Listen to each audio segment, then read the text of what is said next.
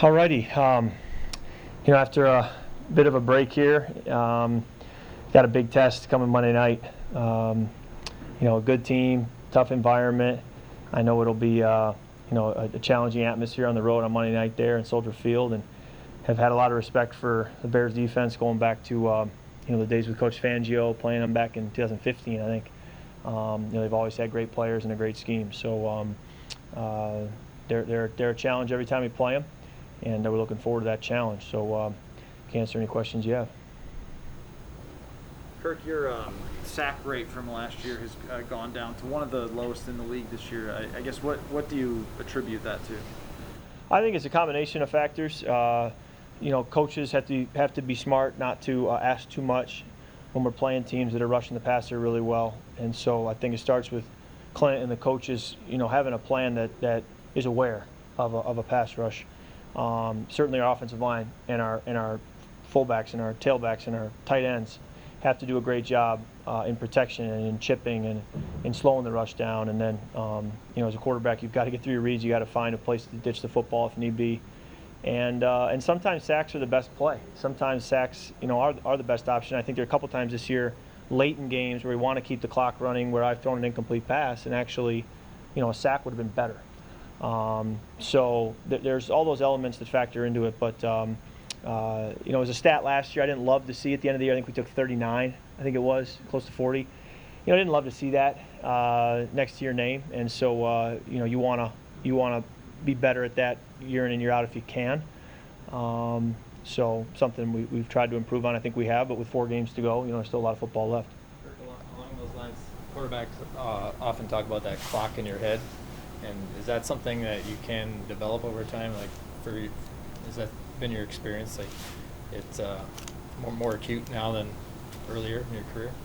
It's something you improve upon. I think more than a clock in your head. I think I've always had a pretty quick clock in my head. I think it's feeling the rush. You get a little better at that when a team rushes 3, knowing that your clock can now be slower.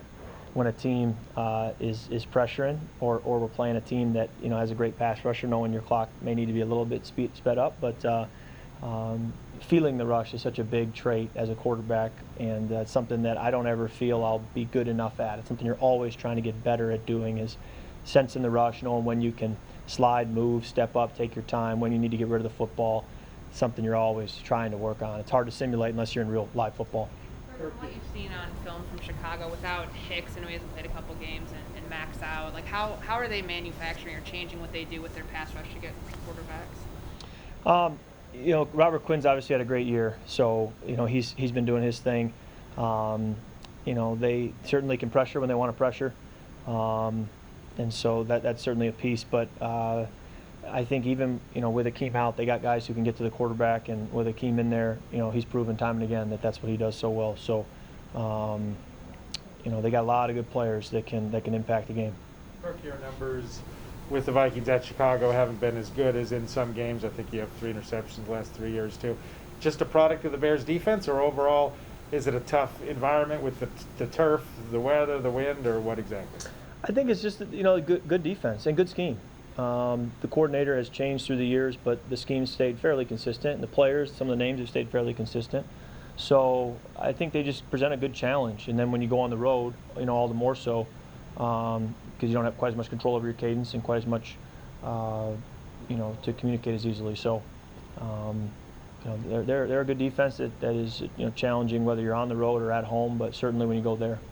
How do you feel? These games always seem to be on prime time, nationally televised at night. How do you feel about that atmosphere, Soldier Field at night? And is it kind of interesting that you always seem to play the Bears at night? Yeah, it's been I think we have played them in my 4 years here. Maybe 3 out of the 4 at Soldier Field have been night games. So it's something that has just been the way the schedule's worked out. I'm sure it'll be a loud, charged atmosphere there, and we've got to be ready to respond and handle that. 18 weeks this year, I think a lot of teams end up having division opponents that they face twice in the final 4 weeks. What would the benefit be for that, considering you have them this week and then the Bears the final week? I don't know about a benefit. I think it's just different. It's unique. I don't know that I've ever played a team that tightly together. I don't think that's happened before. So until I go through it, it's hard to say, but it's just a little different. Kirk, just thinking about Justin Fields, he's 9 starts into his career. think about yourself after 9 starts, I guess, what things might have unsettled you with the defense at that stage in your career? I think you're trying to master your own scheme and respond to what the defense is doing, and I think that when you haven't had time to truly master your own scheme and know where all the bones are buried, then when you get multiple looks, it can be challenging. But for me, the more I played, the more I was able to be in a similar system, the more I was able to understand where the bones are buried in different plays and in different looks. Then you can really react and play instinctively instead of having to think. And that takes time, that takes work, it takes having great coaches around you. But when you stick to it and you have a lot of good pieces around you, usually it starts to click and you never look back. Have you seen much of Fields' game at all, studying defenses you both may have faced this year? That's really when you see other quarterbacks is watching tape, and so you tend to watch a lot of Aaron Rodgers, a lot of the Bears, Justin Fields this year, a lot of Jared Goff this year, Matthew Stafford in the past, because you just have the common opponent, so you tend to see them a lot on tape. And you hear people talk about. I heard Carson Palmer say a few weeks ago that one of his advice he would give to a young quarterback is don't watch Aaron Rodgers, because the way he does it, only he can do it that way. And I kind of threw my hands up at Carson, laughing like, well, I watch him every week. So, but yeah, Justin's super talented. You can see the arm strength, you can see the athleticism, the ability. So, looks to be a great player. How do you feel about your receiver situation with Adam still working his way back from the ankle injury? You guys put Dede and Dan on COVID list this week and signed a couple of practice squad guys yesterday. How do you feel about the depth there? I feel good. We just got to work through it this week. Spend time after practice, make sure in walkthroughs we're all locked in and learning from reps, even if we're not the one getting the rep. And, again, talk through different nuances and intricacies and tough looks we could get. And that's kind of where the basics, the guys will know. It's more the down the line, 400 level type stuff that you want to make sure you can cover as best you can. And then also you got to be sure you're not asking too much of somebody, and be realistic with what they can handle in a short amount of time. So that's what today's all about in the next few days. And, we got to do what we can so that when we get there on Monday night, we're feeling great about the plan and executing the plan.